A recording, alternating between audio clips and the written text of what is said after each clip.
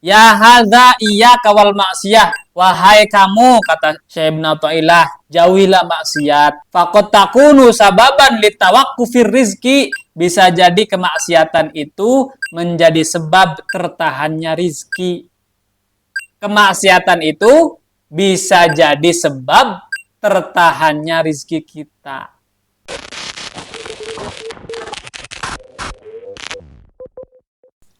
Bismillahirrahmanirrahim. Kita lanjutkan pembahasan atau tema selanjutnya ya. At-tahdzir minal maksiyah. Kita harus menghindar dari kemaksiatan. Harus berpaling, harus menjauh dari maksiat. Ya hadza iyyaka wal maksiyah. Wahai kamu, kata Syekh Ibnu Athaillah, jauhilah maksiat. Faqad takunu sababan litawaqqufir rizki. Bisa jadi kemaksiatan itu menjadi sebab tertahannya rizki. Kemaksiatan itu bisa jadi sebab tertahannya rizki kita. Apa benar? Orang saya di rumah aja nggak pernah bermaksiat, nggak pernah mabuk-mabukan, nggak pernah ngapa-ngapain di rumah aja. Ya justru kesalahanmu di situ. Karena kita diam, karena kita nggak mau bergerak, di situ letak kesalahan kita. Kesalahan kita itu di mana kita tempatnya, di situ. Apa profesi kita? Ya itu. Seorang supir. Kira-kira kesalahan supir di mana? Ya waktu dia lagi nyupir. Seorang pekerja. Kira-kira dia disalahin sama atasannya di waktu apa? Di waktu kerja. Kalau orang diem aja di rumah, kesalahannya di mana? Berarti di rumah itulah kesalahan kita. Kita harus gerak, kita harus keluar, kita harus bergerilya, melakukan apapun yang bermanfaat untuk diri kita, untuk keluarga kita, untuk masyarakat kita. Jadi kemaksiatan kita di mana? Tanyakan kepada diri kita sendiri. Nggak penting kita menjas orang atau misalkan menghina orang. Kamu ahli maksiat begini, begini, begini. Nggak penting. Kita tanyakan saja kepada diri kita. Buat ting orang teh ahli maksiat.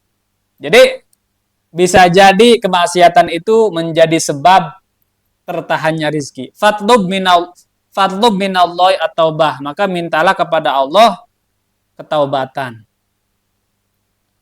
Fa in qubilta wa illa fastaghif billah. Nah, kalau seandainya kita ini sudah terlanjur melakukan maksiat, lalu bagaimana? Maka yang harus kita lakukan ialah meminta pertolongan kepada Allah. Kalau kita sudah terlanjur melakukan maksiat, yang harus kita lakukan adalah meminta pertolongan, meminta perlindungan dari Allah. Jadi begini, yang paling efektif itu ketika kita sudah dalam keadaan lunglai, diserang oleh musuh atau digoda oleh setan. Ketika dalam keadaan terjepit itu, jangan enggan-enggan kita meminta pertolongan kepada Allah. A'udzubillahi minasyaitonirrajim. Wa qul rabbana dzalamna anfusana wa illam taghfir lana wa tarhamna lanakunanna minal khasirin. Ya Allah, aku ini menganiaya diriku, menzolimi diriku. Apabila engkau tidak mengampuni aku, watarhamna dan tidak menyayangi aku, lanakunanna minal khosirin. Maka aku menjadi orang yang sangat rugi. Wala takun kaman ata alaihi arba'una sanah walam yaqra' baballah qattun. Jangan sampai kita ini seperti orang yang sudah berumur 40 tahun. Kita ini udah mendekati 40 tahun. Walam yaqra' baballah, tapi kita nggak pernah mengetuk pintu Allah sama sekali. Hidup selama 40 tahun, tapi nggak pernah mengetuk pintu Allah. Walakin aktsaru ma yukhafu 'alaika min su'il khatimah. Yang paling ditakuti dari diri kita adalah su'ul khotimah, akhir yang jelek. Itu yang paling sangat ditakuti. Wal iyadzu billah bisababi itfa'i jamratil iman bisu'il isyan.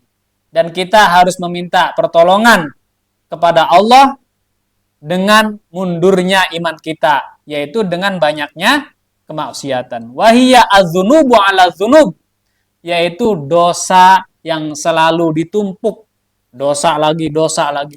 Min ghairi taubatin, tapi dosa yang tidak pernah ditaubati, nggak pernah dimintai ampun kepada Allah, nggak pernah disesali, sehingga hatta yusawidul qalba, sehingga dosa-dosa itu menjadikan hati kita hitam. Min ghairi taubatin, ketika tanpa taubat. Jadi sebenarnya yang disampaikan oleh Syekh Ibnu Athaillah ini terjadi pada diri kita. Nggak usah dipungkiri bahwa kita ini ahli maksiat. Tetapi setidaknya kalau kita merasa ahli maksiat, maka kita harus meminta ampun kepada, jangan sampai kita ini sudah 40 tahun tanpa melakukan taubat kepada Allah. Bisa jadi nanti hati kita menjadi hitam. Ya udah, mungkin mudah-mudahan ada manfaatnya untuk kajian malam ini. Kita lanjut lagi pada episode berikutnya. Akhirul kalam, billahi taufiq wal hidayah, wal afu minkum. Wassalamualaikum warahmatullahi wabarakatuh.